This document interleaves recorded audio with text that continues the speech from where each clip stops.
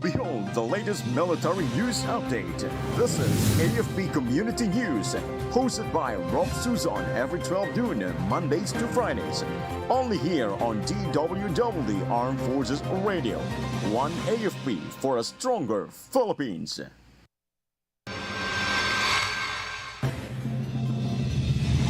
AFP US Indo-PACOM complete first 2025 maritime cooperative activity in West Philippine Sea. 10th ID debunks social media red alert rumor in BARM.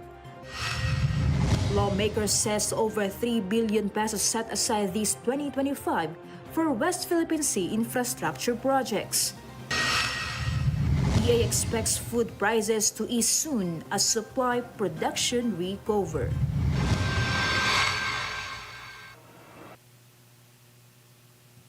Good day everyone, as well as our troops at Camp Emilio Aguinaldo, Quezon City. Today is Monday, January 20, and we will bring you the latest news from the armed forces and other information around the Philippines. In behalf of Rob Suzon, this is JHAI SIMBAJON for AFP Community News. DWDD Armed Forces News. And the Armed Forces of the Philippines and United States Indo-Pacific Command successfully conducted the first maritime cooperative activity of 2025 in the West Philippine Sea.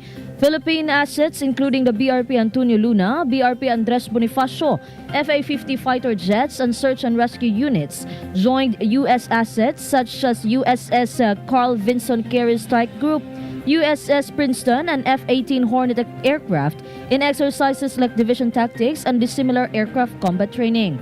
AFP Chief of Staff General Romeo S. Browner Jr. emphasized the MCA's importance in enhancing bilateral maritime cooperation and regional security.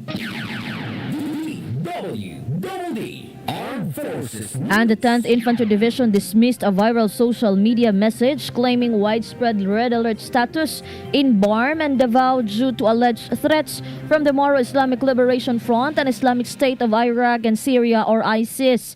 The message, which caused public alarm, falsely predicted a second war during Ramadan linked to tensions surrounding the Bangsamoro Basic Law. It also cited supposed Maote group activity and warned of potential abductions. 10th ID Public Affairs Officer Berchan Louis Angchay clarified that the claims were entirely unverified and baseless, and normal security operations are ongoing in these regions. The 10th ID assured residents there is no credible threat, urging the public to remain calm and rely only on verified information from the authorities. DWDD Armed Forces News. Armed Forces Radio. On the other line, let us hear more from JHAI about Department of National Defense urges NDCP MNSA Class 60 to elevate strategic thinking. JHAI? Yes, good afternoon, Jai. The Department of National Defense officials led by Undersecretary Ireneo C. Espino urged the Master in National Security Administration Regular Class 60 of the National Defense College of the Philippines to enhance their strategic thinking to tackle evolving security challenges during a briefing at Camp General Emilio Aguinaldo, Quezon City. The students received insights on the DND's objectives, strategic thrusts, and international defense engagements. Undersecretary Ignacio B. Madriaga highlighted the department's efforts to instill a strategic mindset across all levels. With 65 students, including Armed Forces of the Philippines officers, government personnel, and private sector representatives, the class reflects the DND's push for interdisciplinary collaboration. This is Shai Rivera reporting for AFP Community News, One AFP for a Stronger Philippines. Thank you, Shai.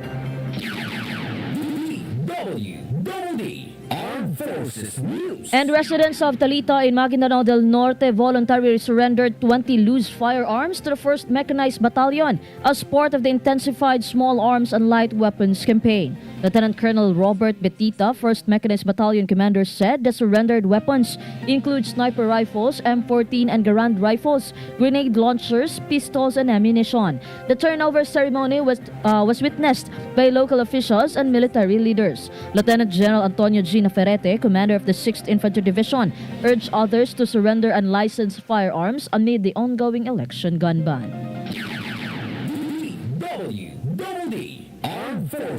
And the 6th Field Artillery Battalion participated in an outreach program organized by the Tactical Operations Group 12 of the Philippine Air Force in partnership with various stakeholders.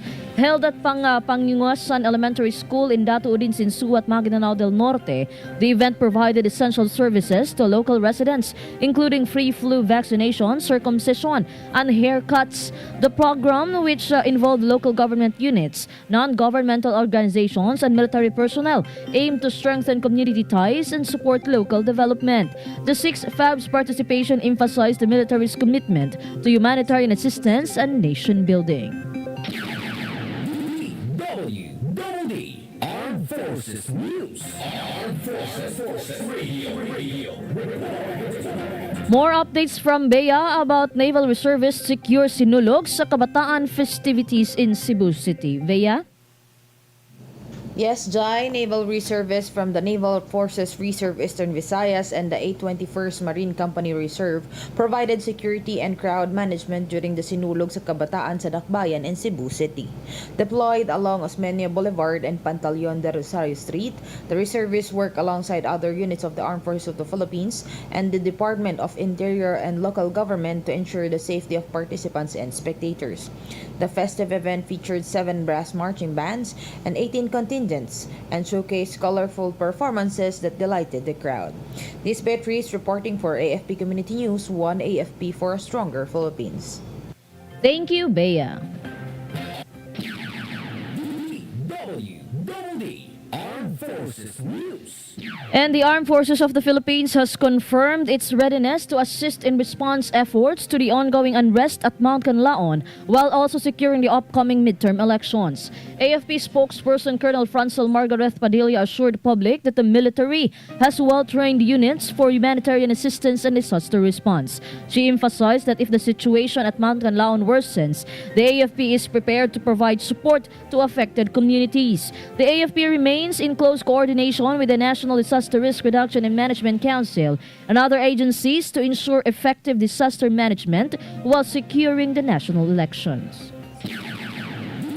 DWDD Armed Forces News. And for our national news, DWDD National News. the National Security Council welcomed the results of a recent survey showing a vast majority of Filipinos support efforts to assert the country's rights in the West Philippine Sea. Based on a recent Octa Research survey, 84% of the Filipinos support the national government's effort to defend and assert maritime rights in the WPS.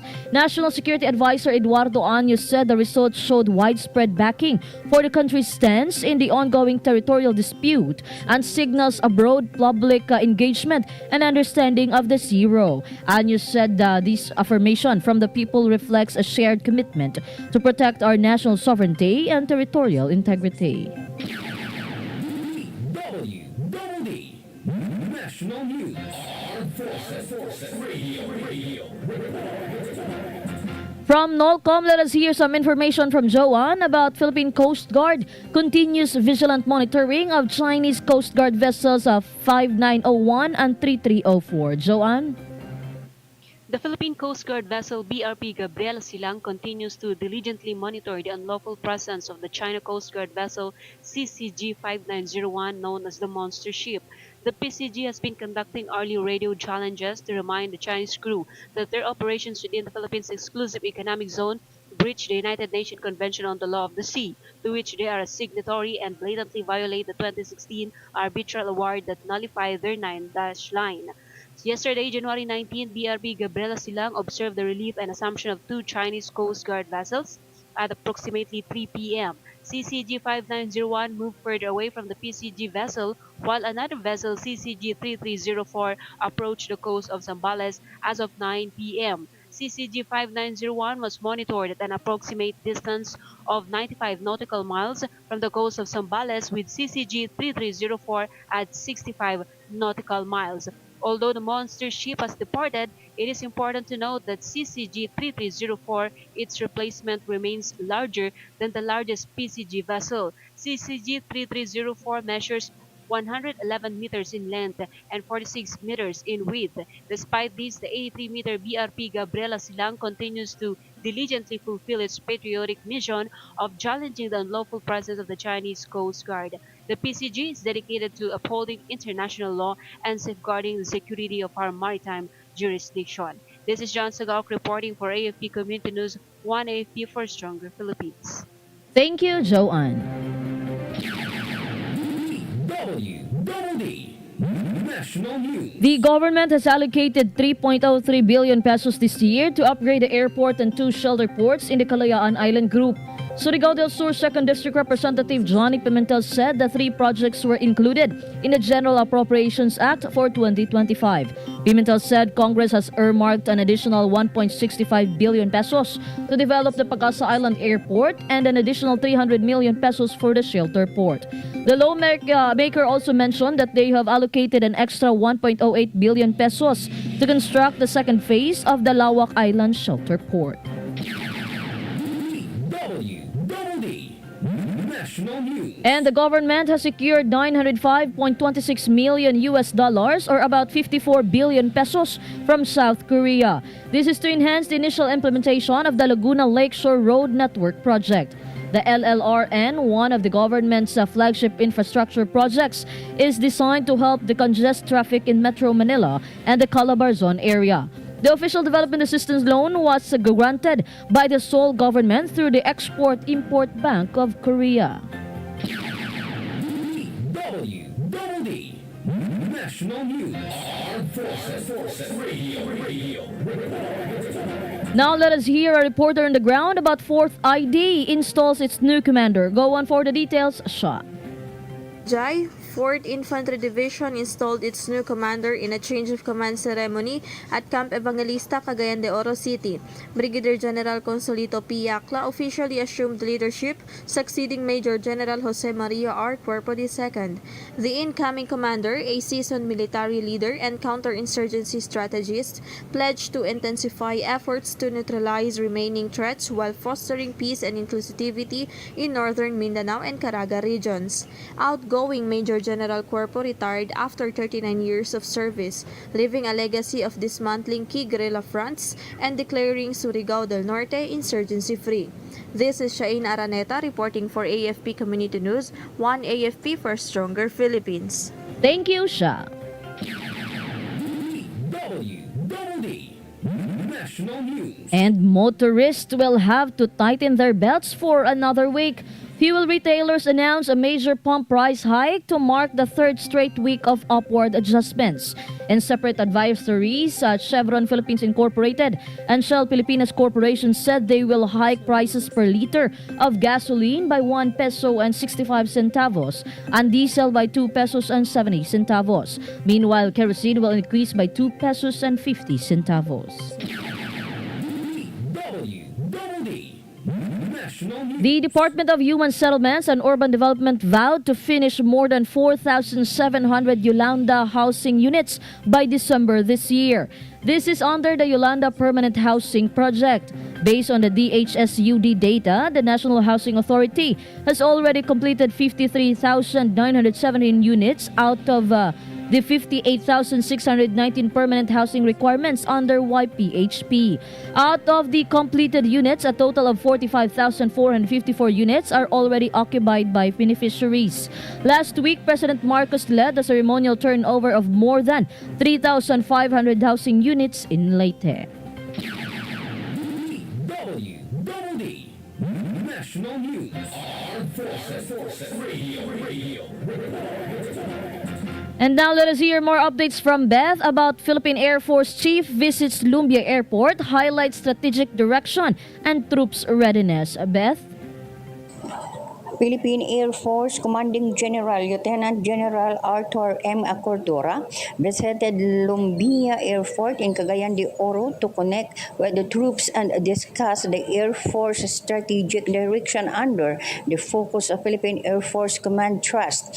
The 3rd K facilities including EDCA sites vital for defense and disaster response and emphasize the Philippine Air Force commitment to excellence service and professionalism, and a visit enforce troops readiness welfare and mission properties while addressing emerging defense challenges. This is Bethania reporting for the AFP Community News, one AFP for stronger Philippines. Thank you, Beth Tanyete. DWDD National News. The Department of Agriculture is optimistic that consumers would see lower food prices in the coming months. DA Assistant Secretary Arnel de Meses said the agency is forecasting a drop in prices of pork, fish, vegetables, and rice. De Meses said that for pork, lower prices are expected by February as hog raisers recover their livestock number. He also mentioned the reopening of the country's fishing season that would likewise lead to a drop in the prices of fishery goods. Meanwhile, retail prices of vegetables will likely dip as well in the coming months as agricultural fields recover. DWDD National News. And all Afghans who arrived in the Philippines in January for the processing of their United States Special Immigrant Visa application have left the country. U.S. Embassy spokesman Kanishka Gangkopade said that the Afghans deported the Philippines between January 15 and 17. She said the United States government extends deep appreciation to the Philippines for its cooperation and support for the U.S. in efforts to assist Afghan special immigrants. Last year, Manila entered into an agreement with Washington to host the Afghans who are not refugees and security risks. DWDD National News. Armed Forces Radio. Let us hear more from Mel Joy of 1st CRG about 91st Infantry Battalion distribute relief packs to typhoon-affected communities in Aurora. Mel Joy? Yes, JHAI, the 91st Infantry Sinagtala Battalion Philippine Army, in collaboration with barangay officials and the Armed Forces of the Philippines Finance Center Multipurpose Cooperative, conducted a distribution of relief packs to 180 residents of Barangay Toytoyan, Dipakulaw, Aurora, and 50 residents of Barangay Digisit, Baler, Aurora. The distribution effort provided relief packs to alleviate the hardship experienced by families who were severely affected by the onslaught of 3 consecutive typhoons, severe tropical storm Nika, Super Typhoon Ophel, and Pipito, which struck the province in November 2024. The relief operation is a continuation of the 91st Infantry Battalion's efforts to provide much-needed assistance to disaster-stricken areas. Beyond the immediate relief, the battalion remains committed to working with local officials, government agencies, and partners to rebuild lives and foster resilience in the affected communities. By bridging resources and fostering collaboration, the 91st Infantry Battalion exemplifies its unwavering dedication to its mission of serving the people and securing the land, especially during challenging times. This is Mel Jonesio Arroco reporting for AFP Community News, one AFP for stronger Philippines. Thank you, Mel Joy.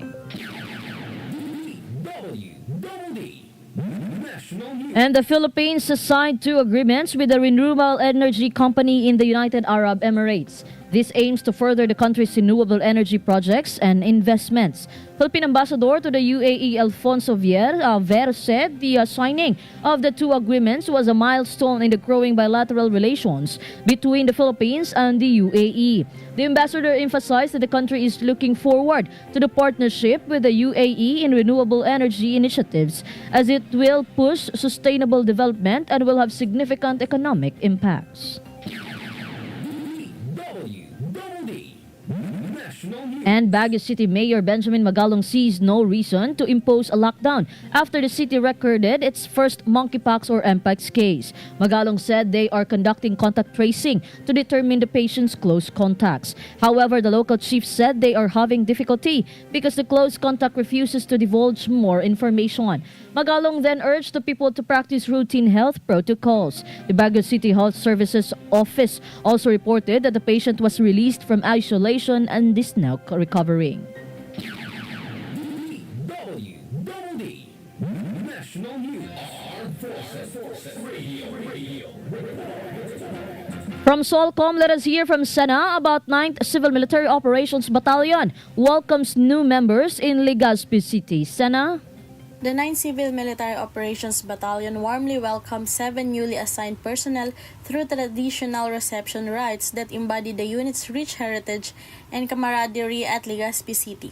The new members took part in a series of challenging activities, including a road run, 4 stations of military exercises, and the ceremonial drinking of kaagapay wine, signifying their loyalty to the unit. The rites concluded with a brutal fight meal where officers and enlisted personnel joined together to celebrate the occasion. The Kaagapay Battalion continues to uphold the traditions of the Armed Forces of the Philippines while building strong bonds within the unit, ensuring every member feels a sense of belonging and shared purpose. This is Anna from Sulcom reporting for AFP Community News, 1 AFP for a Stronger Philippines. Thank you, Sena. For other updates, 547th Engineer Battalion begins construction of key maintenance facility in Zamboanga. Go ahead, Spencer. Yes, Jai, the 547th Engineer Battalion has commenced the construction of new motor pool maintenance 7-bay facility at Camp Arturo Enrile in Malagutay Village, Zamboanga City. It aims to boost the operational readiness of the 2nd Logistics Support Group of the Army Support Command. The facility will enhance the maintenance and logistical support of the Philippine Army units and will ensure the efficient upkeep of vehicles and equipment. Jai, furthermore, Colonel Jose Taniegra, Deputy Commander of the 54th Engineer Brigade, emphasized the project's importance in sustaining operational capabilities. This is Spencer, reporting for AFP Community News, 1 AFP for a Stronger Philippines. Thank you, Spencer. WDD National News. And for our final news, the Bureau of Customs, in partnership with the Philippine Coast Guard, has stationed money-sniffing dogs at the Ninoy Aquino International Airport, or NAIA. This aims to detect large amounts of money that passengers may try to secretly take out of the country. Customs District 3 Collector Yasmin Mapa said that due to the increasing number of cases of passengers trying to take currency out of the country, K9 unit dogs specialized in smelling large amounts of cash are ready to do their task. BOC NAIA also reported that a Chinese woman traveler was apprehended by security during the final inspection for not declaring over $10,000 US in her possession in violation of Philippine customs regulation. WDD National News. And that's all for today's broadcast. Thank you for joining us, especially to our audience in our Facebook page, AFP Radio DWDD. Don't forget to tune in tomorrow for more updates, same time, same station. Again, this is JHAI Simbal for AFP Community News, 1 AFP for a Stronger Philippines. Behold the latest military news update. This is AFP Community News, hosted by Rob Suzon every 12 noon, Mondays to Fridays. Only here on DWDD Armed Forces Radio.